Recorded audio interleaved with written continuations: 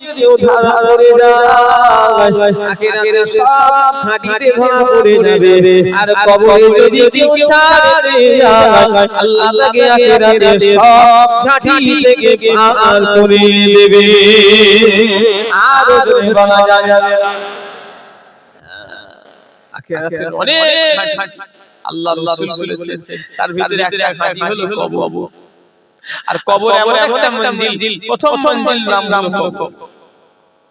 কেউ কত নেতা কত নেতা কত রাজা কত মহারাজা কত কিছুই আসে যাও না কেন ওখানে তোমাকে হুজুর রাজা পিপি আয়ে সবকে বিচার করা হবে না তোমার ভিতরে আমলি থেকে বিচার হবে কথা ঠিক না ভুল বলে অনেক শয়তান বলে এই কবরে বলে না বলে কথা বলে না বলে সেখানে আবার দেখতে যাচ্ছে ওরে লেদিন ওখানে যা যাবে দেখা যাবে বলে এই ঈমান আছে কি সন্দেহ আছে আল্লাহু আকবার হ্যাঁ আমার ভাইজানেরা যুবকেরা নওজওয়ানেরা নবী পাকের প্রেমিকেরা ও কোন প্রেমিকেরা ভাইরা হযরত উসমান গনি তিনার হাসার কথা তিনি কাঁদছেন আশাবে মুবাশশারা ভাইরা রাশিদিন আল্লাহ নবী দুনিয়াতে 10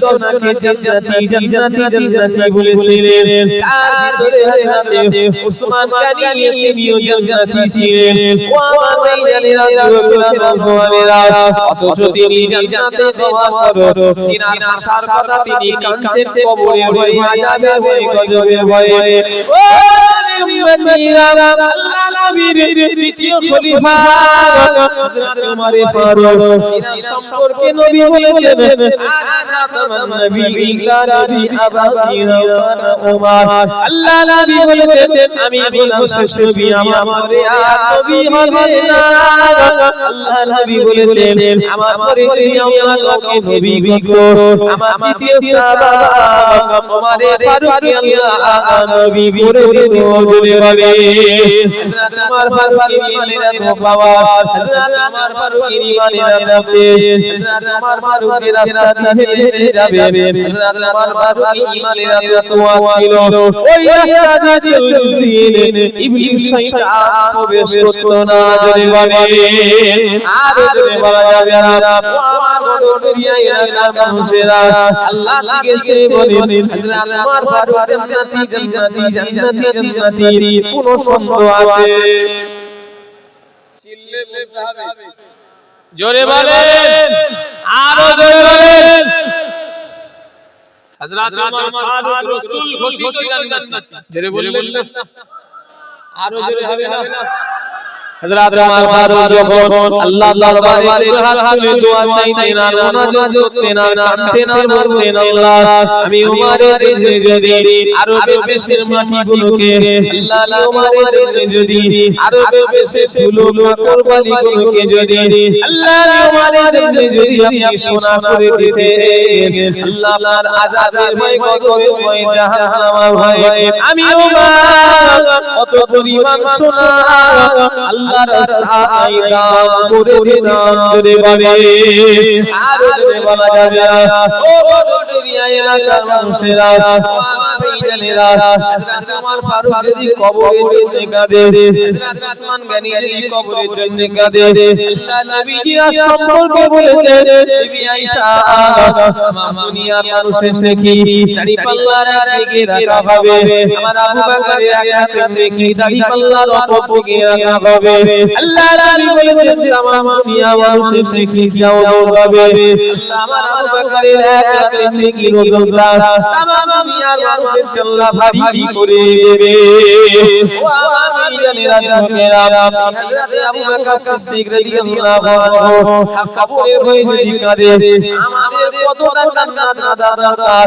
এই দুনিয়া হাসি জায়গা নয়, এই দুনিয়া হলো কান্নার জায়গা। তরিকার কিতাবের ভিতরে লেখা আছে দুনিয়ায় যত বেশি হাসি মজা ঠাট্টা ইয়ারে থাকবে তার কলব আল্লাহ আদা করে দেবে।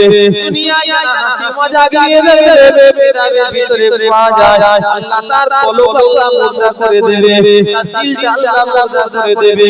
দুনিয়া থেকে পানি ফেলা জায়গা, দুনিয়া হলো কান্নার জায়গা। কাম বাচ্চা না দিলে আর দেই না আল্লাহর বান্দা যদি না কাঁদে, আল্লাহর বান্দি যদি না কাঁদে আল্লাহর রহমত হয় না। আমার ভাইদের বলে নিয়ে যাব ইরানি জুমে তাহাজ্জুদের ওয়াক্তে নামাজ পড়ে নামাজ পাঠিয়ে বসে আল্লাহর কাছে কাঁদেন, আল্লাহ আপনার হয়ে গিয়েছে, আল্লাহ ভুল হয়ে গেছে, আপনি আমায় মাফ করে দেন। আমার ভাইজানেরা আল্লাহ যখন ইবলিসকে তাড়িয়ে দিল, আল্লাহ যখন ইবলিসকে দূর হতে বলে গেল, আস্তাগফারা ওয়া কানা মিনাল কাফিরিন। ইবলিস বলল আল্লাহ আপনি আদমের লেগে আমায় তাড়িয়ে দিলেন, আপনি আদমের লেগে আমাকে দূরে সরিয়ে দিলেন, আল্লাহ আমায় ক্ষমতা দিতে হবে, আমি আদমের বাচ্চাদের ধ্বংস করে দেব।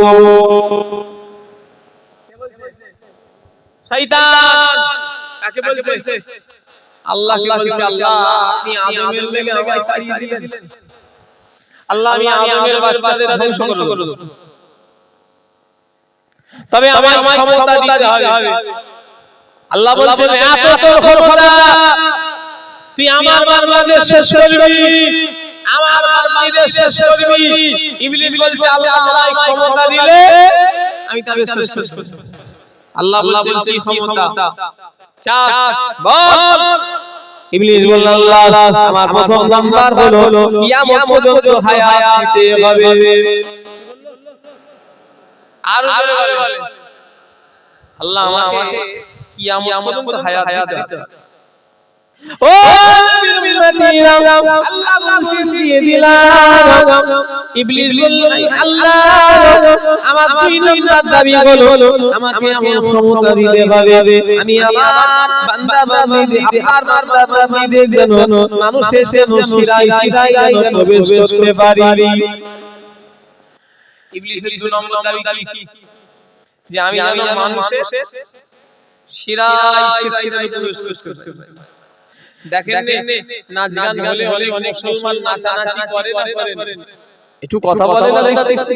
হ্যাঁ রং নিয়ে নাচানাচি করছে, নাচানাচি করতে প্যান্ট খুলে পালাচ্ছে, পাছা বাবা বেরিয়ে গেছে। হ্যাঁ তাও ছাড়ে না, ওই নাচছে। জীবনের মতো নাচ এক নাচিয়ে দেবে, এক ঢোক না ঠিক না বলে। হ্যাঁ মাতলামি মাতলামি ঠান্ডা করতে সব ঘর ঘরে যায়, মদের ঘর ঘর দিলে কেটে যায় ভাই বলো কথা বলে। লে বস আমি জানলাম কি করে? হুজুর আপনি জানলাম কি করে? আমি জেনেছি, আমি যখন স্যারের সঙ্গে একবার পার্কে বেড়াতে গেছি, আমার কিরাই স্যারের তুই পার্কে একটা লোক মাছ খেয়েছে, শেষ ওখানে লেবু রস দিয়েছে, তখন থেকে ছোটবেলা থেকে আমি জানি, ওই দেখেছি একবার, সেই থেকে আমার উস্তাদ। মদের ঘর ঘরে যায়, লেবু রস দিলে টক এর ঘর কাটবে কখন জানো? শুধু একবার চোখটা বন্ধ। আমার ভাইজানেরা যুবকেরা মুসলমানেরা ও মদিনা মুসলমানের ছেলেরা সব ঘরে যাবে, কবরে দিয়ে যাবে। কেউ সেদিনে প্রথম রাতটা কিভাবে কাটবে আল্লাহই জানে। দুনিয়ায় একবার সম্বন্ধ করো ফটোগ্রাফিয়ার মানুষ কি দেখতে পাবে অন্ধকার, কবরে কঠিন অন্ধকার হয়ে যাবে, কোনো আলো থাকবে না, কোনো বাতি থাকবে না। আজ যদি আপনি যদি কাজ করে যদি কবরে যান, নামাজ রোজা টুপি দাড়ি তাসবিহ তেলাওয়াত মুরাকাবা মুশাহিদা ঈমান নিয়ে যদি কবরে যান, আল্লাহ পাকের আয়াতে ঈমান আমলের ওসিলায় আমার আল্লাহ কবরে জান্নাতের আলো দিয়ে সাজিয়ে দেবে। আর জোরে বলা যাবে না।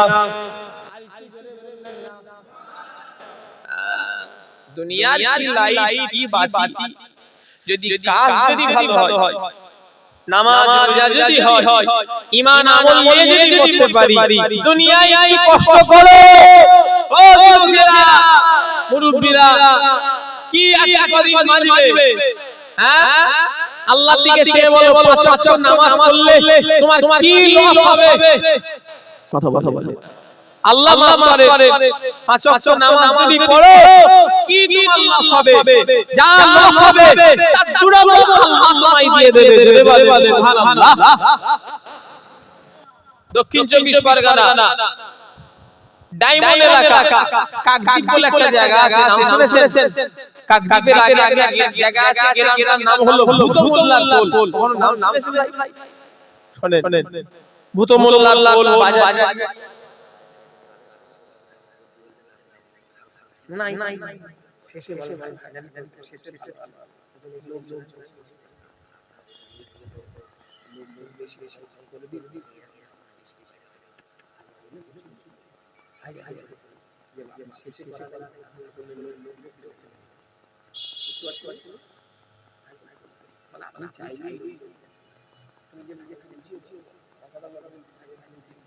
শেষে আপনি চাই কি বললাম? ভূতমোল্লার কোল। একটা ছেলে কলকাতার নিউ মার্কেটে কাজ করে, মুরগি কাটা ব্যবসা করে, মুরগি কাটা কাজ। শুনছেন না? ছেলেটা আমার কাছে গিয়ে বলল, হুজুর আমি মুরিদ হব। আমি বললাম মুরিদ হবে তো নামাজ কালাম পড়ো। মুরিদ হবে না মুরিদি হবে আল্লাহ জানে। নামাজে আর মুরিদ হবে। দাদা হুজুর কেবলা ফাঁস খবর দিতেন বাবা, বা জামাতের সঙ্গে পাঁচ ওয়াক্ত নামাজ পড়বে। জোরে বললেন। এটা হলো হাক্কানি পীরদের প্রথম সব। তারপরে আগে ফরজ, তারপরে নফল। দাদা হুজুর কেবলা এটা নামাজের কথা আগে জিজ্ঞাসা করতে। আমি বললাম আমি জিজ্ঞাসা করলাম যে হ্যাঁ পাঁচ ওয়াক্ত নামাজ পড়ো? বলো না হুজুর আমি জুম্মাটা পড়ি। আমার শুনে নাই মাথাটা গরম হয়ে গেল। আল্লাহ মুরিদ হতে এসেছে না মুরগি হতে এসেছে? আমি বললাম কেন? দাদা হুজুর ওসিয়াতনামায় লেখা আছে, যদি কোনো ব্যক্তি স্বেচ্ছায় তিন জুম্মা ছেড়ে দেয়, সেই ব্যক্তি মালামাল হয়ে গেল। কটা? স্বেচ্ছায় যদি কেউ তিন জুম্মা ছেড়ে দেয়, ওই ব্যক্তিটা মালামাল হয়ে যাবে। আল্লাহ মাফ করে। এই জুম্মা পর্যন্ত করুনি? বলো না হুজুর। কি হলো?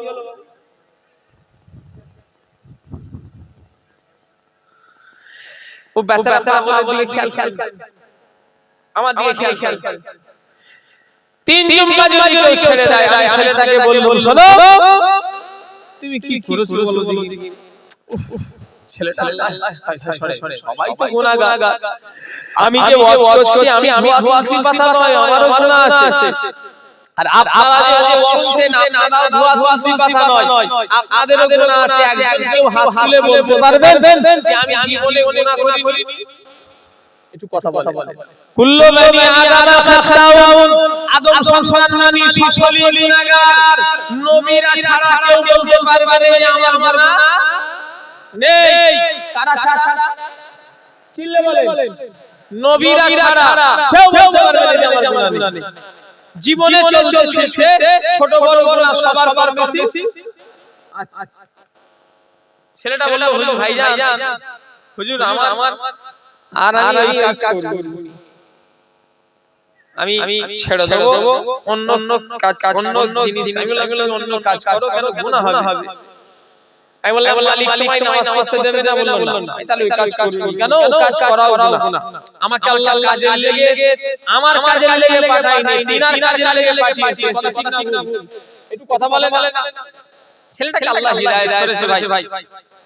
ছেলেটা একদিন ফোন করে বলছে কাজ ছেড়ে দিয়েছি, চেন্নাই কাজে এসেছি।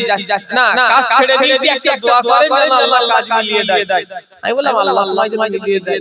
কিছু পরে ফোন করে বলে হুজুর একটা কাজ আল্লাহ মিলিয়ে দিয়েছে।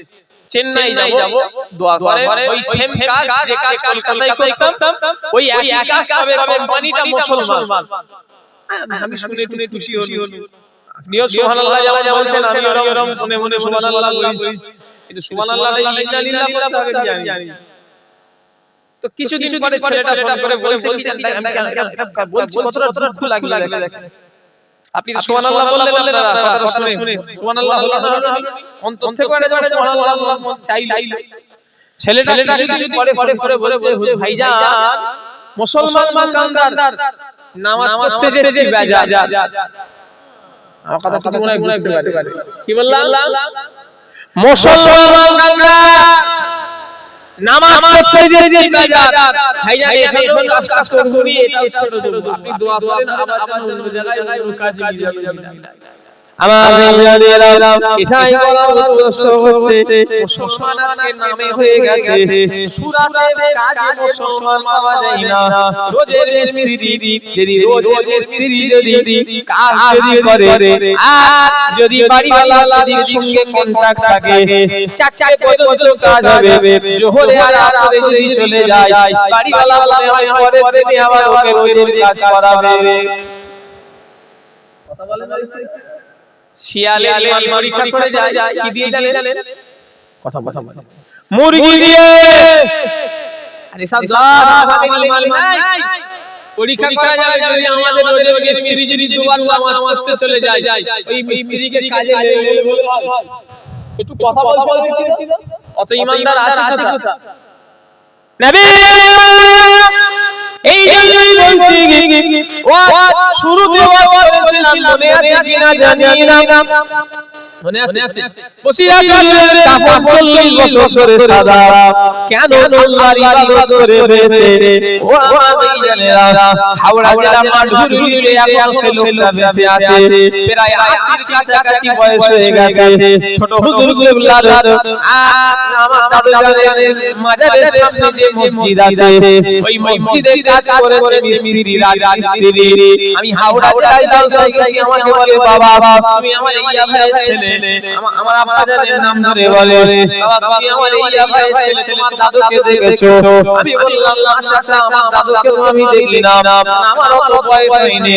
ছোট হুজুর লাই কাজ হয়েছে 42 বছর হয়ে গেল, আমার তো অত বয়স নয়। আমাকে বলে বাবা তুমি আমার ইয়া ভাইয়ের ছেলে, শুনে রেখে দাও, তোমার দাদু জানতো বড় আল্লাহওয়ালা মানুষ ছিল, শুনে রেখে দাও। আমরা রাজমিস্ত্রি, আমরা তখন 22-23 বছরের যুবক, আমরা রোজ হিসাবে ছোট হুজুর আমাদের কাজ করাতো মসজিদে, আমরা মসজিদের ওই তোমাদের বাড়ির সামনে মসজিদে কাজ করতাম, রোজ হিসাবে ছোট হুজুর কাজ করাতো। আর যখন জোহরের নামাজ যখন চলতো আজান যখন হয়ে যেত ছোট হুজুর আমাদের ঘরে বলতো বাবা মিস্ত্রি তোমরা রোজের কাজ করো বলে জুলফিকারের কোনো দাবি নাই, তোমরা জামাতের সময় নামাজ পড়ে নেবে, আমি জুলফিকারের কোনো দাবি নেই বলে বলে আর জোরে বলা যাবে না। এমনি আল্লাহ বলা হয়, এমনি আল্লাহকে পাওয়া যায়। হ্যাঁ কথাটা শুনে মিস্ত্রি থেকে আমি খুব চিন্তা করলাম আল্লাহ ছোট হুজুর এমনি ওলি ভাই কতটা মাঝে মাঝে কি তারা পাগল। হ্যাঁ নিজে পড়ে নিজেকে বলছে শোনো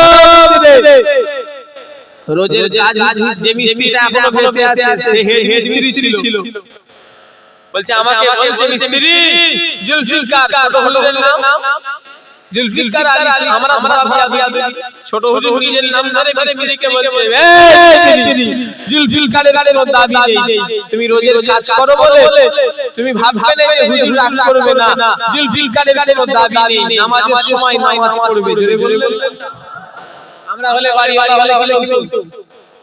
ওই টাকা থেকে কি করব মাইনাস করব, না হলে পরের দিনে আর আসতে হবে। আমার ভাইজানেরা ও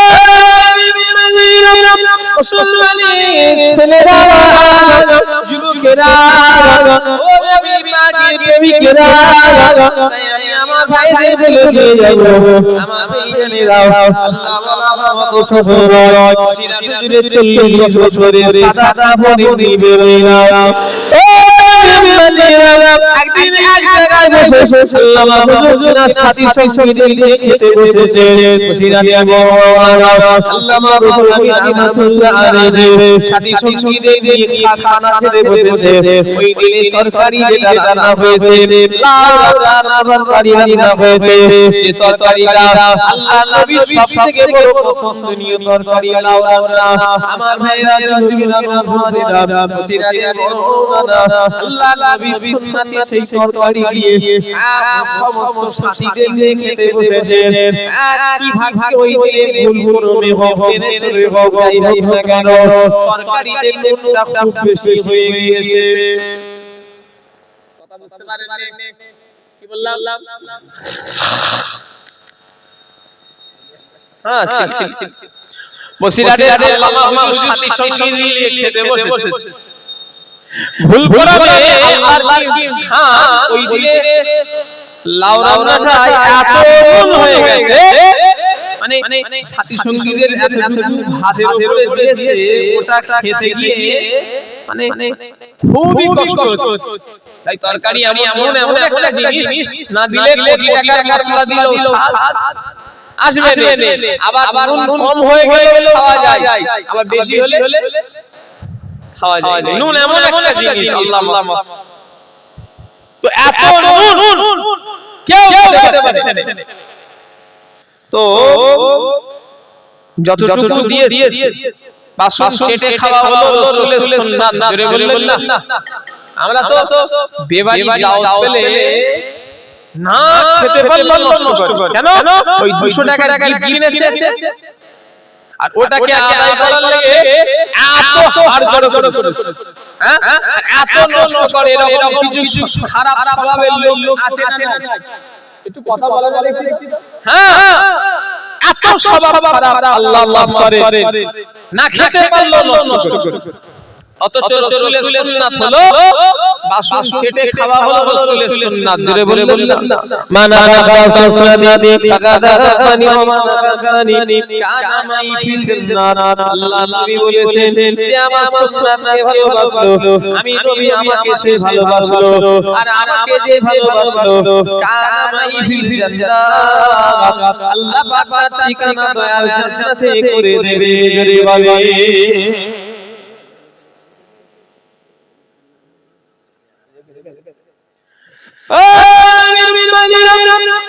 মুসলমানের ছেলেরা এমনি 40 বছরে সাদা কাপড় এমনি হয় না আমার ভাইয়েরা বসিরাতে বড়ওয়ালা সাথী সঙ্গীদের যতটুকু তরকারি দিয়েছে তরকারিটা যতটুকু দিয়েছে খেয়েছে নষ্ট করে না নবীর সুন্নাতের দিকে খেয়াল করে আমার ভাইয়েরা যুবকেরা বসিরাতে সাথীরা আর কিছু নাই না ওই যতটুকু দিয়েছে বাবারে খেয়ে দুবারা বলেনি যে আর একটু দাও বসিরাতে বড়ওয়ালা আল্লামা রুহুল আমিন রাহমাতুল্লাহ আলাইহি ওই হুজুর আমার ওই যতটুকু তরকারি মোলা তরকারি খেয়ে খাওয়া শেষ করার পরে বলছে বাবা আমায় আর একটু দাও কি বললেন বুঝতে পারলেন না হুজুরের সাথীরা হুজুরের মুখের দিকে চেয়ে আছে আল্লাহ এত নুন আমরা খেতে পারিনি আবার হুজুর খেয়ে নিয়ে আবার আল্লামা রুহুল আমিন রাহমাতুল্লাহ আলাইহি আবার তরকারি দেওয়া হলো বসিরাতে বড়ওয়ালা আল্লামা রুহুল আমিন রাহমাতুল্লাহ খেয়ে আমার ভাইজানেরা হুজুরের সাথীরা হুজুরের পরে জিজ্ঞাসা করলো হলো ও আল্লাহ বসিরাতে বড়ওয়ালা বিয়াবি মাফ করুন হুজুর এত আজকে তরকারিতে নুন রান্না হয়েছে হুজুর আমরা খেতে পাচ্ছিলাম না হুজুর যতটুকু দিয়েছে আমরা কোনো কষ্ট করে খেয়েছি হুজুর আপনি আবার খেয়ে আল্লাহ তরকারি চাইলেন রহস্য কি বুঝতে পারি না সিরাতের বড়ওয়ালা বলল বাবা শোনো প্রথমত তো আমার নবী খেতে ভালোবাসতেন প্রথমত আমার নবী কোনো খাবারকে কোনো খাবারের খারাপ দোষারোপ করতেন না আমি নবীকে লক্ষ্য করে আমি খাবারের দোষ না দেনে আমার বধূ আমার নবী ভালোবাসতেন আমি নবীকে সুন্নাতের দিকে খেয়াল করে আমি ওই নুন হলো বেশি করে খেয়েছি জোরে বলে আর জোরে বলা যাবে না এমনি কাপড় সাদা বেরিয়েছে হ্যাঁ আল্লাহ মাফ করে। আমাদের এই আল্লাহ আল্লাহ রাসূলকে পাওয়ার ইচ্ছা আমাদের আছে। হ্যাঁ, ঘোড়ার ডিম আছে। ফরজ জিনিস করতে চাই না, আবার সুন্নাত। আল্লাহ মাফ করে। মসজিদে 5 বার আযান হয়, ফজর বেলা মুসল্লি 7টা 8টা 10টা 400 ঘর দিয়ে 10টা মুসল্লি, হ্যাঁ 3 ঘর দিয়ে 8টা মুসল্লি, সব ঘুমো জীবনের ঘুম আল্লাহ ঘুমিয়ে দেবে। উঠার নাম বললে উঠতে পারবে না, ওই ঘুমটার নাম মরণ। কথা ঠিক না বলে? হ্যাঁ, ইমাম সাহেব মাইনে দিয়েছি, তারা নামাজ পড়বে। ইমাম সাহেবের হয়ে গেছে, ইমাম সাহেব নামাজ পড়লে যদি সবার আদায় হয়ে যায় হবে। তো সব খালি ইমাম সাহেব খাচ্ছে, তুমি খাচ্ছ কেন? তোমার পেট ভরে যাবে। আল্লাহ আকবার। কটা মুসল্লি হয়? 7-8টা হয়, এক কাতার হয়। কটা ঘর নিয়ে মসজিদ? এবারে বলে কথা বলে ক ঘর নিয়ে?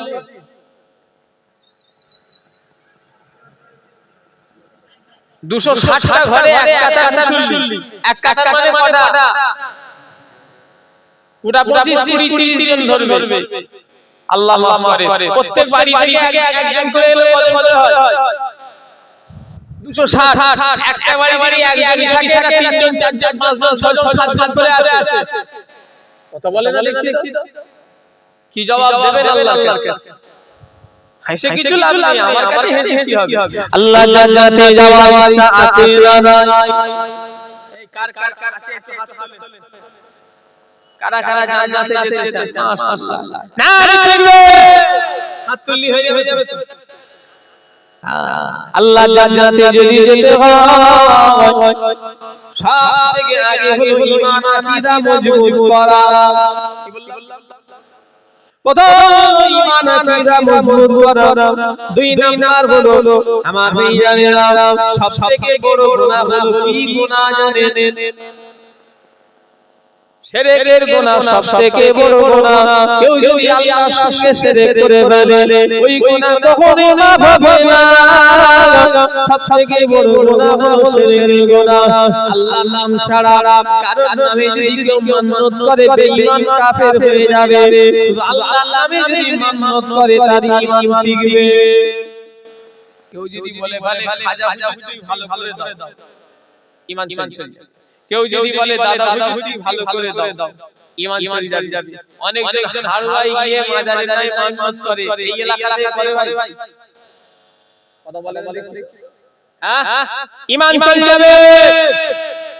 তবে হ্যাঁ এটা বলতে পারে, আল্লাহ তুমি যদি ভালো করে দাও আমি মসজিদে খাওয়াবো, আল্লাহ তুমি যদি ভালো করে দাও আমি মাদ্রাসায় খাওয়াবো, আল্লাহ তুমি যদি ভালো করে দাও আমি মসজিদে ইমাম সাহেবকে 200 টাকা নজরানা দেব, আল্লাহ তুমি যদি ভালো করে দাও আমি দাদা হুজুরের জলসায় একটা ইসাল সাহেব গরু দান করব। হিয়াল রাখতে হবে আল্লাহ ভালো করবে ওয়ালা, পীর ওলিয়া হলো ওসিলা। শুনছেন আপনারা? হ্যাঁ, এখানটায় মানুষ মনে করে এই ফেলে, ডাইরেক্ট বলি এদেরকে দিচ্ছে ফেলে, ঈমান চলে যায়। আল্লাহ নবী সবথেকে বড় গুনাহ হলো শিরকের গুনাহ। 2 নম্বরে সবথেকে বড় গুনাহ 2 নম্বরে কি জানেন? প্রথম তো শিরক। প্রথম হলো শিরক, আল্লাহর সঙ্গে যদি কেউ শিরক করে ফেলে, এটা হলো সবথেকে বড় গুনাহ। 2 নাম্বার কি জানেন?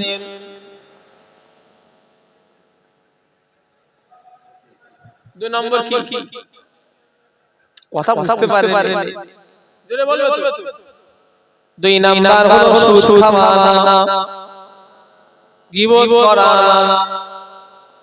কিতাবের ভিতরে পাওয়া যায় প্রথম গুনাহ হলো শিরকের গুনাহ, 2 নাম্বার হলো মা বাবার সঙ্গে বেয়াদবি করা, এটা হলো বড় গুনাহ। নামাজ 100 বার পড়তে হবে, রোজা 100 বার রাখতে হবে, দাড়ি 100 বার রাখতে হবে, টুপি 100 বার মাথায় দিতে হবে, শরীয়ত মোতাবেক 100 বার চলতে হবে, আল্লাহর ইবাদত 100 বার নামাজ রোজা করতে হবে। তবে মা বাবা যদি বেজা হয়ে যায়, নামাজ কবুল হবে না, টুপি কবুল হবে না, দাড়ি কবুল হবে না, জুব্বা কবুল হবে না। কোন ছেলে যদি 100 বার যদি হজ করে হাজী হয়, 100 হাজী বহাজী, 100 যদি হাজী হয়, সেঞ্চুরি যদি হাজী হজ করে করে ফেলে, মা বাবা যদি ছেলের উপরে বেজা থাকে, 100 বার হজে যেও নাজাত পাবে না। কেন না মা বাবা যদি বেজা হয়ে যায়, আল্লাহ রাসূল বেজা, মা বাবা যদি খুশি হয়ে যায়, আল্লাহ রাসূল খুশি হয়ে যাবে। আর ওরে বলা যাবে না। অনেক ছেলে আছে মা বাবাকে কাঁদায়, অনেক ছেলে আছে মা বাবাকে ছোট বড় কথা বলে, অনেক ছেলে আছে মা বাবাকে তাচ্ছিল্য করে, কথা ঠিক না ভুল একটু কথা বলে না। এই ছেলেরা, কিসের এত তোদের পাওয়ার? হ্যাঁ, বাপ বাপ বলে বাপ বলে বাপ মা থেকে আলাদা, মা বাপ ভালো নয়। এই ছেলে, ওই বাপ ছিল বলে যার সন্তান, কথা ঠিক না ভুল বলে, একটু কথা বলে না। হ্যাঁ, এসব যে বাপ গুলো বসে আছে, ইনাদের লেগে আমরা হালালি সমাজে, মানুষ আমাদের হালালি চোখে দেখে, বাপ আছে বলে কথা ঠিক না ভুল বলে, একটু কথা বলে না। যদি বাপ না থাকতো, হালালি সন্তান মারা যেত। একটু কথা বলছিলে দেখছি সব ফুরফুরা শরীর একটা বড় মানুষ, আজ থেকে 6-7 মাস আগের কথা বলি, শোনো, মুখ ফেটে যাবে তোমাদের চোখে।